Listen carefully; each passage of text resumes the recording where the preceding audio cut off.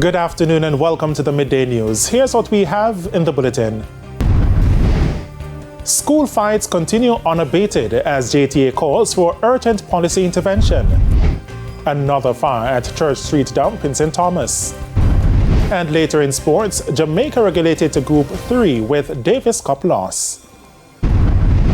Thank you for joining us. I'm Shane Masters and here are the details. Several fights at a high school in Western Jamaica last week alone have thrown the institution into the spotlight. With a teacher being involved in one of those fights, there are now renewed calls for the Education Ministry to fast-track aspects of the school curriculum to address antisocial behaviors. Kelisha Williams has the details. It's supposed to be a place for teaching and learning, but not for these students who have turned the classroom into a literal boxing ring.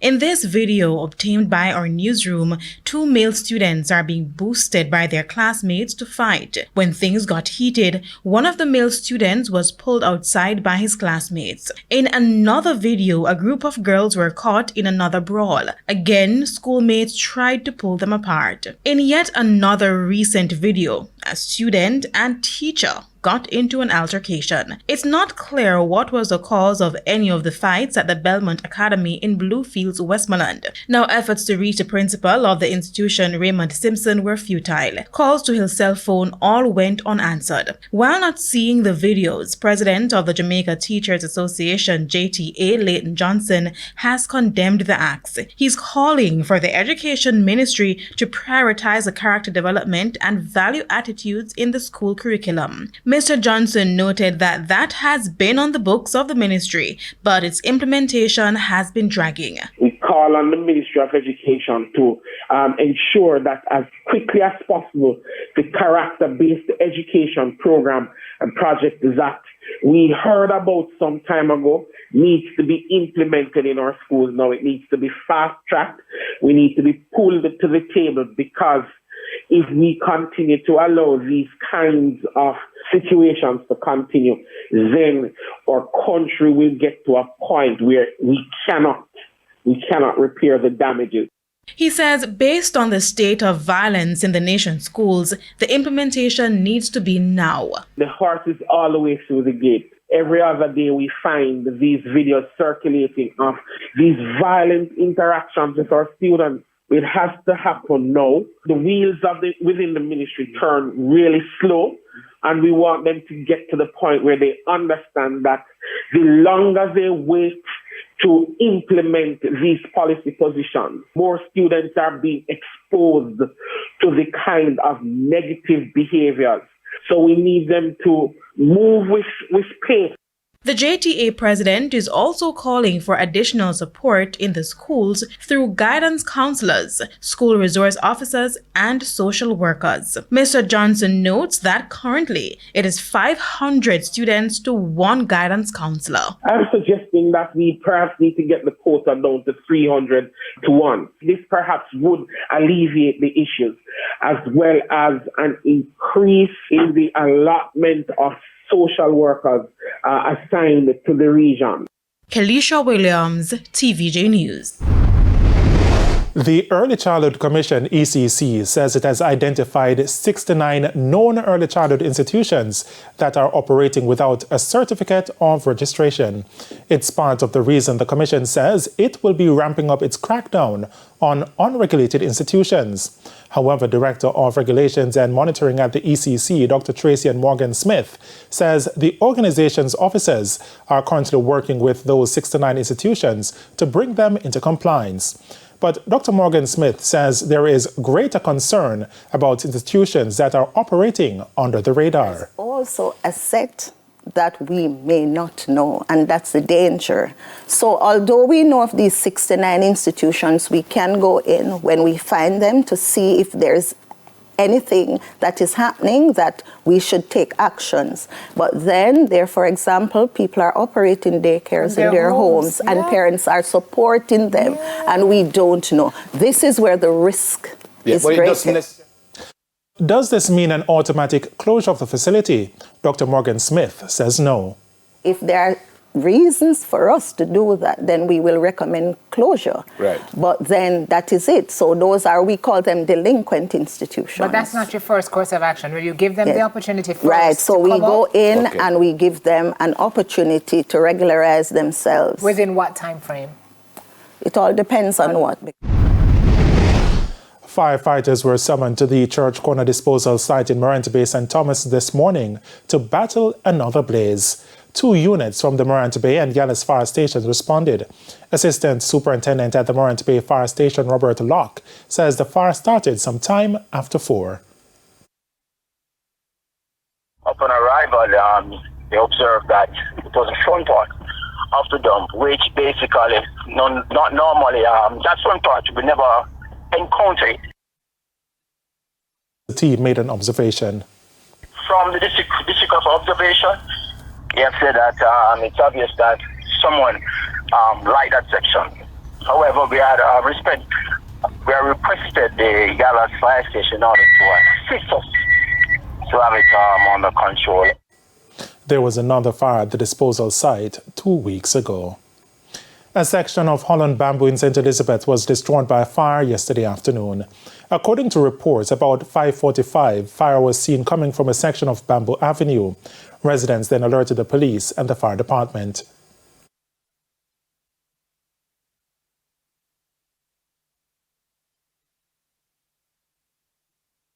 The brigade responded in the number 5-26 unit, and upon arrival, we could see fire emitting from the bamboo. Now, upon a closer inspection, we realized that about 8 roots of bamboo that was destroyed. And we are asking people to desist from lighting the bamboo at this time, because we are in a drought. We are in a drought, and the place is windy. Now, this call that we are at, it was earlier attended by Santa Cruz Fire Station. Now they are actually at another fire, so that is why we, Black River, came here. Now, 8 large roots, as you heard, of bamboo were destroyed along with some seedlings recently planted by the Agriculture Ministry. And we have to take more precaution and have somebody we go through bamboo more one time and see we are going environment or nobody no business with you, just step on your own. You want people up here patrol the bamboo at all time to kill this.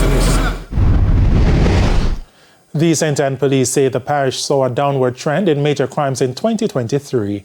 However, the categories of murders and shootings continue to pose a challenge. Linton Bailey is Deputy Superintendent of Police in charge of crime for the parish. For 2022, we had a total of 67 murders in comparison to 78 in 2023. For shooting, for 2022, we had a total of 48, and for 2023, we had 55. Also of great concern is a category of rape. For rape, we had 31 this year in comparison to 2022. What we have observed in the sexual offenses is that last year we saw a lot of rape within the family. So it's not like previous years when we would have seen persons unknown to the perpetrator. But in some of these instances, it is persons who are family members of the victim. DSP Bailey says despite the increase in murders, the police also had a high arrest rate.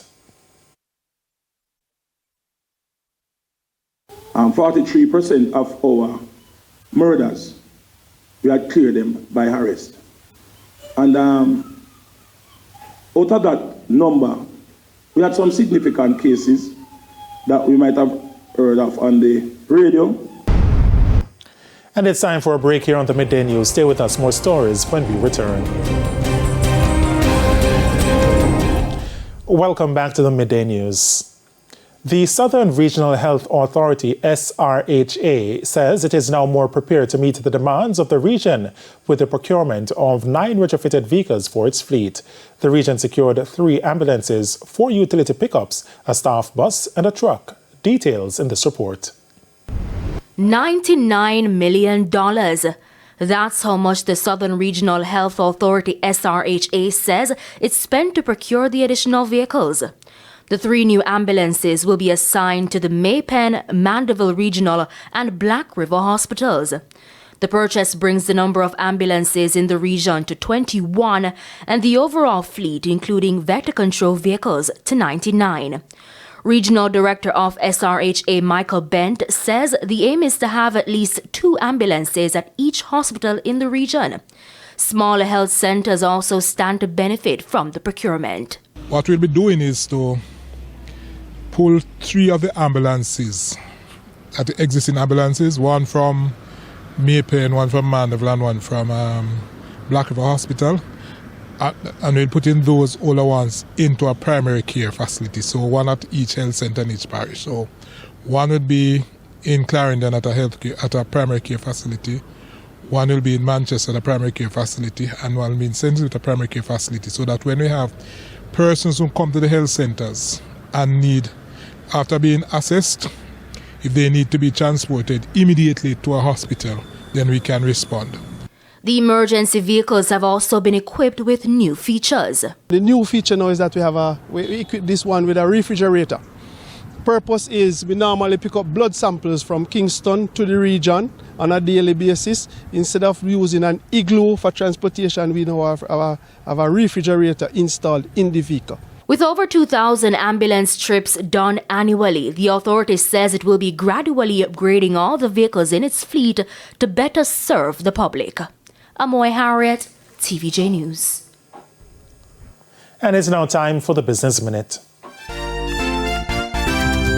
The Jamaica Manufacturers and Exporters Association, JMEA, has signed a Memorandum of Understanding with the Honeybun Foundation for the second iteration of a 1-year small to medium enterprises SME development program. This is aimed at stimulating growth in Jamaica's SME sector. While speaking at the MOU signing, President of the JMEA, Sidney Thwaites, said that the SME Accelerator Program will be guided by the advisory committee model developed by the Honeybun Foundation, which the JMEA will adopt. He said this initiative ensures that JMEA member companies, with 70% categorized as small companies, have access to the expertise needed for expansion and job creation in Jamaica. The 1-year program will focus on a number of initiatives to facilitate the development and growth of SMEs, including pairing qualifying SMEs with teams of expert advisors from various fields. The SMEs will follow the guidance of the experts for a period of 12 months, utilizing a strategic roadmap developed by the foundation. Further afield, research has claimed that millions of barrels of fuel made from Russian oil are still being imported by the UK despite sanctions imposed over the war in Ukraine. A so-called loophole means Russian crude is refined in countries such as India and the product sold to the UK. This does not breach the UK's Russian oil ban, but critics say it undermines sanctions aimed at restricting Russia's war funds. And that's it for the Business Minute. Time now for the top regional and international stories. In the region, at least 112 people have been killed by forest fires in Chile's Valparaiso region. President Gabriel Boric declared a state of emergency and said he would make all necessary resources available to tackle the situation. It is believed to be Chile's deadliest forest fire on record.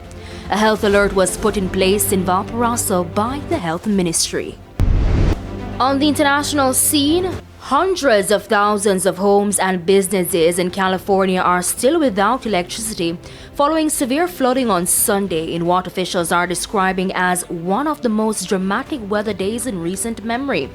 Severe winds of nearly 100 miles per hour lashed parts of the U.S. state, toppling trees and power lines.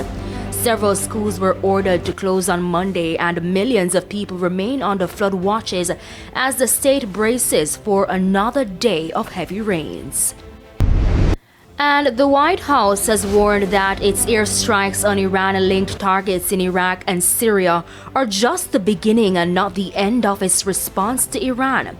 The U.S. response follows the deaths of 3 soldiers in an enemy drone attack on a military base in Jordan last week. Though Iran denies involvement, its affiliate, the Islamic Resistance in Iraq, has claimed responsibility. In a letter to Congress Sunday, President Joe Biden said the retaliatory strikes on Friday had targeted facilities used by Iran's armed forces and militia groups linked to the Islamic Revolutionary Guard Corps, IRGC. And those were the top regional and international stories. I'm Amoy Harriet. And we head to a quick break. When we come back, Jordan Ford will have your midday sports report.